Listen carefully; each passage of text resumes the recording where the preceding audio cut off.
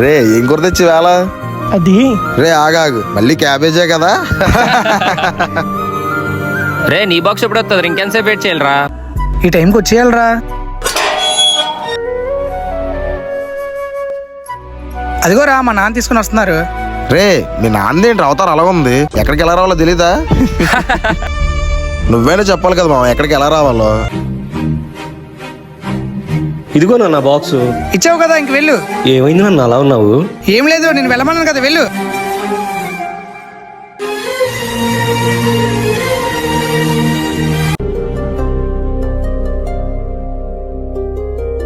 ఏరమ్మా భోంచేయలేదేమి? ఆకలిగా లేదు. ఎందుకమ్మా లంచ్ బాక్స్ నాన్నతో పంపించావు? మీ నాన్న తీసుకొస్తే ఇప్పుడు ఏమైందిరా? నా ఫ్రెండ్స్ అందరూ నాన్న అవతారం చూసి నవ్వుతున్నారు. అయినా మీ ఆయన ఎక్కడికి వెళ్ళాలో తెలీదా? నీ మొగుడు వల్ల నా పరువు అంతా పోయింది. రే ఆపరా. ఏంటి మా ఆయన వల్ల నీ పరువంతా పోయిందా? నేను పడిన కష్టం నా పిల్లలు పడకూడదని ఆయన స్తోమతకి మించి నిన్ను చదివిస్తున్నారా? అర్థమైందా? నువ్వెక్కడ ఆకలితో ఉంటావు అని ఆయన పని మానుకుని నీకు బాక్స్ తీసుకొచ్చి ఇచ్చారా? అందుకు నవ్వుతున్నారా? ఒకప్పుడు మీ నాన్న ఎంత స్టైల్గా ఉండేవారో తెలుసారా నీకు? ఇప్పుడు నువ్వు వేసుకునే బ్రాండెడ్ షర్టు, బ్రాండెడ్ వాచ్ నా మొగుడు కొనుక్కోలేక కాదురా. ఆ రూపాయే ఉంటే నా కొడుకు ఎక్కడ ఉపయోగపడుతుంది అన్న ఆలోచనతో ఒక పిచ్చగాళ్ళలో ఉండిపోతున్నాడు రా మీ నాన్న.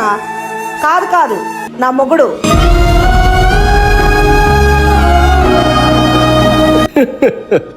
తన గురించి తప్ప అందరి కోసం ఆలోచించే వ్యక్తి ఎవరైనా ఉన్నారంటే అది నాన్న మాత్రమే.